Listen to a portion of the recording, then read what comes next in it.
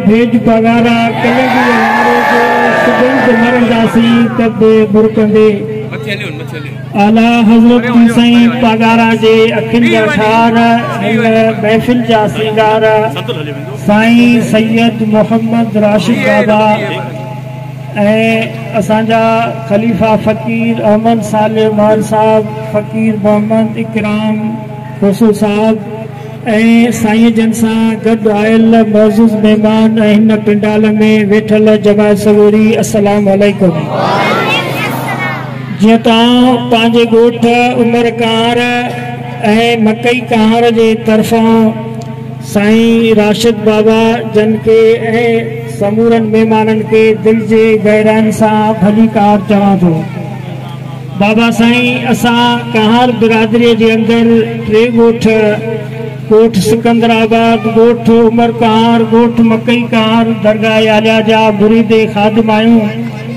असांजो बच्चो हितां जो फ़कीरियाणी हर नंढो वॾो दरगाह आलिया सां पीर साईं सरदार जन सां तव्हां सां मोहबत कंदा आहिनि। असांजे रत जे फुड़े में तव्हां सां मोहबत आहे। माउंट तो तव्हांजो आहे ही आहे, लेकिन हितों जा माण्हू तव्हांजे मथां सिर ते कुर्बान करे छॾींदा। उमर कार जी हीअ उहा सरज़मीन आहे जिते हज़रत पीर साईं सूर्य बादशाह जन जॾहिं शहन महीननि जो ड्रिगो सफ़र दावतनि जो जमायत में खयो हो, उन सफ़र जी आख़िरी दावत असां उमर कार जे ॻोठ जी हुई। हिन सरज़मीन ते हज़रत पीर साईं सूर्य बादशाह फरमायो हो तो अज जेको ॻोठ हिन उमर कार में राति हिन दावत में असां सां गॾु रहंदो उनखे असांजे पूरे सफ़र जो सवाब मिलंदो। बाबा साईं असांजे मथां दरगाह आलिया जा करोड़ी एहसान आहिनि जो हज़रत पीर साईं शतदणी बादशाह जन पंहिंजे दावत ते जॾहिं हिते असां वटि आया हुआ पाण फरमायो तो तव्हां खानगाह जे पाड़े में वेठा आहियो। इहो पाड़े जो शरफ़ ॾाढो असांजे लाइ प्यारो आहे। पाड़ो नबियनि सबूरनि खे बि प्यारो हो, ईअं असां पंहिंजे मुर्शिदनि करीमनि खे बि पाड़े जे निस्बत सां प्यारा आहियूं।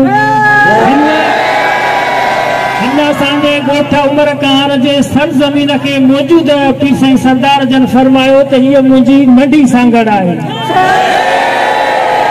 अल्हम्दुलिल्लाह असांजो बच्चो दरगाह शरीफ़ सां पीर साईं सरदार जन सां सच्ची मोहबत कंदो आहे ऐं असांखे इहो मालूम आहे त असांजा मुर्शिद करीम पीर साईं सरदार जन जेका पंहिंजे मोहबत कंदा आहिनि जमायत सां, एतिरी शायदि को बुज़ुर्ग पीर पंहिंजे मुरीदनि सां मोहबत कंदो हुजे। हज़रत पीर साईं कोटधणी बादशाह जो फरमान मुबारक आहे समन ख़िदमत में कंहिं सैयद सगोरे अची अर्ज़ कयो त क़िबला मां ॾाढो मिसकीन आहियां, तव्हांजे मुंहिंजे पाड़े में कुझु जमायती ॻोठनि उहे तव्हां मुंहिंजे हवाले कयो जीअं उहे मूंखे नज़रान हुजनि त मुंहिंजो वक़्तु सुठो गुज़रंदो।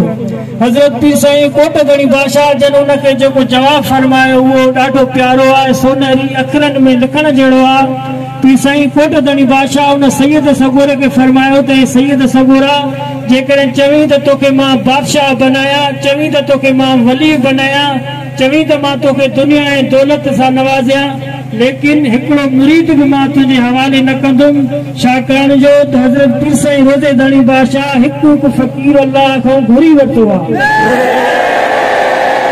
बाबा साईं असांजो तव्हां सां तालुक़ निस्बत मोहबत न रुॻो हिन दुनिया ते आहे, बल्कि आलम अरवाह में जॾहिं असां हिन दुनिया ते आया ई न आहियूं उते असांजे रूहनि तव्हांजी मोहबत ऐं ग़ुलामीअ खे क़बूल कयो आहे ऐं असांजी मोहबत तव्हां सां न रुॻो हिन दुनिया बि आहे निस्बत क़ाइमु रहंदी, बल्कि क़यामत ताईं उते बि तव्हां सां असांजी मोहबत ऐं निस्बत इंशा अल्लाह क़ाइमु रहंदी। असांखे तव्हांजे शफ़क़तुनि जी ज़रूरत आहे, तव्हां असांजे मथां शफ़क़त जो हथ हूंदो इंशा अल्लाह ताला असां तव्हांजे मथां पंहिंजूं जानियूं कुर्बान करे छॾींदासीं।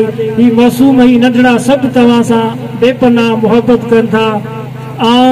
ॻोठ उमर कार ऐं मकई कार जे तरफ़ां सभिनी खे वरी बि दिल जे गहराइनि सां भली कार चवां थो।